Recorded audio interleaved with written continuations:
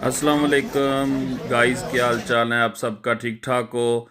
इस टाइम मैं जर्मनी की बहुत ही खूबसूरत सिटी में मौजूद हूँ जिसका नाम है मेंडिक।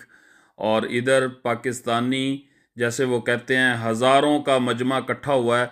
और ये तकरीबन 40,000 से ऊपर लोग हैं जो मुख्तलिफ़ किस्म के स्टॉल भी लगे हुए हैं खाने पीने के। लोग खाना भी इंजॉय कर रहे हैं और भी मुख्तलिफ़ चीज़ें हैं वो भी ख़रीद रहे हैं। और बड़ा ही एक अच्छा माहौल लग रहा है।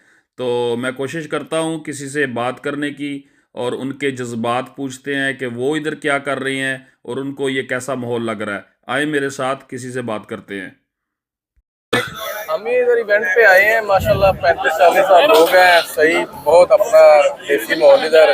खाने पीने का बहुत एंजॉयमेंट है, मज़ा आ रहा है। क्या बात है, खाने पीने की भी चीज़ें लगी हुई हैं हाँ इधर जी, बहुत हाँ जी, सारी। टिक्के, कबाब, डोनर शोनर, बहुत वैरायटी। क्या बात है, ज़बरदस्त है। मैं देख रहा हूँ इधर बहुत सारे लोग हैं और मेरा ख्याल है काफ़ी मुल्कों से आए हुए हैं हाँ जी, इधर हाँ जी, इंटरनेशनल। ये।